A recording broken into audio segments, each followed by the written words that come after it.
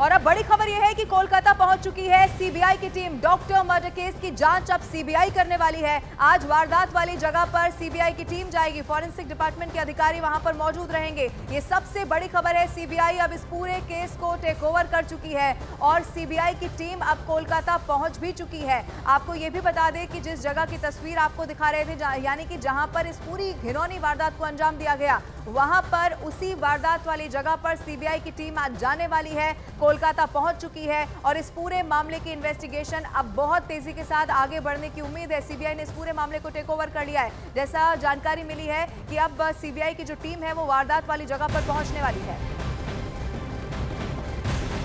और कोलकाता में trainee doctor के रेप और मर्डर केस को सीबीआई ने अपने हाथ में ले लिया है। मंगलवार को कलकत्ता हाईकोर्ट ने केस को सीबीआई को हैंडओवर करने को कहा था। अब इसी के बाद सीबीआई ने इस मामले में मामला दर्ज कर लिया है और आज सीबीआई की टीम डॉक्टर और फॉरेंसिक एक्सपर्ट के साथ केजीकर अस्पताल में वारदात वाली जगह पर जाने वाली है। कलकत्ता हाईकोर्ट ने कोलकाता पुलिस की एसआईटी को इस केस से जुड़ी जानकारी को बुधवार सुबह 10 बजे तक मुहैया कराने को कहा है। अब ऐसे में सीबीआई की टीम कलकत्ता पहुंच भी चुकी है और उस जगह पर अब जाने की पूरी तैयारी है जहां पर इन्वेस्टिगेशन होनी है, यानी कि जहां पर इस वारदात को अंजाम दिया गया। और एक बार फिर से आप उस आरोपी की तस्वीर भी देख लीजिए जिसका नाम संजय रॉय है, जिसने न सिर्फ उस महिला का रेप किया बल्कि उसकी बहुत बुरी तरह से हत्या भी की।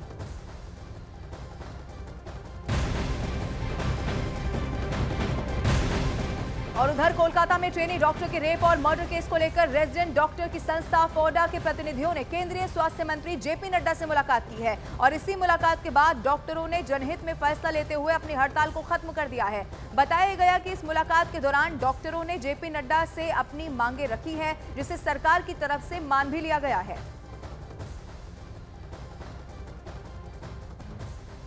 हमारी क्योंकि सारी जो मांगे थीं जैसा हमारी प्रेस रिलीज़ में था उनको अभी मांग लिया गया है, तो हमें ये सोचते हुए लग रहा है, हम सब ने आपस में डिस्कशन किया है कि एज अ संस्था जो हमारी फोडा है, हम लोग की सारी डिमांड्स मानने की वजह से हम ये स्ट्राइक को अब विराम देंगे, हम इसे कॉल ऑफ करेंगे। हमें अभी ये पता है कि मंत्रालय की तरफ से भी इसका एक फॉलोअप, एक ट्वीट आएगा, एक फॉलोअप, एक कम्युनिकेशन आएगा। दिल दहला देने वाली और दुनिया को, देश को झकझोर देने वाली घटना है। मैं यहाँ ये भी कहना चाहता हूँ कि बंगाल एक ऐसा प्रदेश बन गया है जहाँ कानून व्यवस्था नाम की कोई चीज़ नहीं रह गई है। लॉलेसनेस चरम शिखर पर है और दुख की बात यह है कि महिलाओं पर अत्याचार दिन प्रतिदिन वेस्ट बंगाल में बढ़ रहा है और यह सब कुछ महिला मुख्यमंत्री होने के पश्चात ये हो रहा है। ये और भी चिंताजनक है। मैं ये भी बताना चाहूँगा कि जिस तरीके से वेस्ट बंगाल की सरकार ने इस केस को हशप करने की कोशिश की, हाई कोर्ट के द्वारा जो सीबीआई की इंक्वायरी मानी गई है, उसके लिए मैं हाई कोर्ट के निर्णय का स्वागत करता हूँ। पूरा विश्वास है कि सीबीआई इंक्वायरी में दूध का दूध, पानी का पानी होगा, सच्चाई सामने आएगी। कोलकाता रेप और मर्डर केस को लेकर बीजेपी और उसकी सहयोगी पार्टियां ममता सरकार पर अब पूरी तरह से हमलावर है। केंद्रीय मंत्री रामदास आठवले ने कहा है कि इस घटना का पूरे देश में विरोध हो रहा है, जबकि लॉकेट चैटर्जी ने ममता सरकार पर इस केस में एक्शन नहीं लेने का आरोप लगा दिया। वेस्ट बंगाल में जिस तरह आदरणीय ममता बनर्जी की सरकार है, लेकिन जो घटना घटी है एक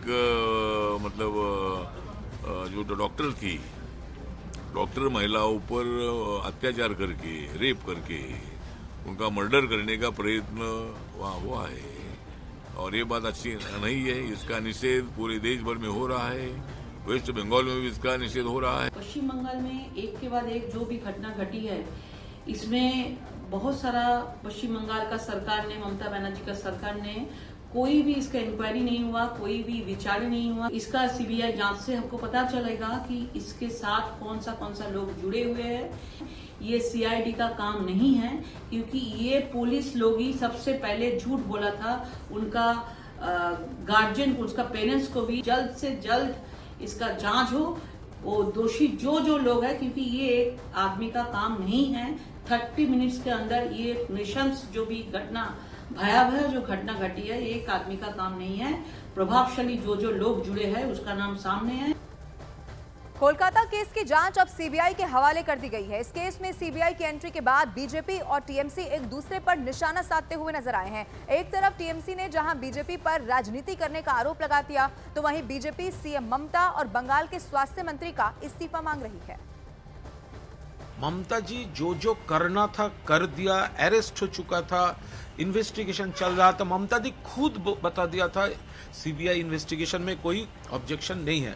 अभी अगर भाजपा ऐसा बोले तो रेजिग्नेशन चाहिए, तो उन्नाव में क्या हुआ था, हथरस में क्या हुआ था, प्रयागराज में क्या हुआ था। अच्छा परिणाम होगा।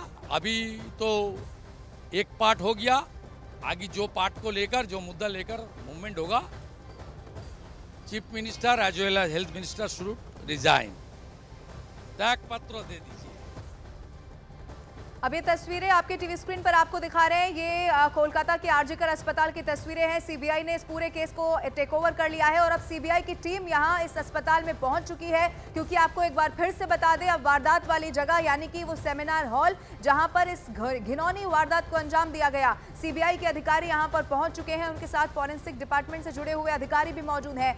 एक एक वहां पर कोने को स्टडी किया जाएगा। अब इस पूरे मामले की जांच पड़ताल सीबीआई कर रही है और सीबीआई अब यहां पर पहुंच चुकी है। ये तस्वीरें आपके टीवी स्क्रीन पर इससे पहले जो हमने आपको दिखाई, वो सीबीआई के अधिकारी जब अस्पताल में पहुंचे, अस्पताल के अंदर एंटर करते हुए नजर आए। अब माना यही जा रहा है क्योंकि इस पूरे मामले में सीबीआई जांच हो, इसी की मांग की जा रही थी, जिससे कि और भी ज्यादा मजबूती के साथ जो इन्वेस्टिगेशन है वो आगे बढ़ सके और अब सीबीआई पता लगाएगी कि कैसे इस पूरी हत्या को अंजाम दिया गया।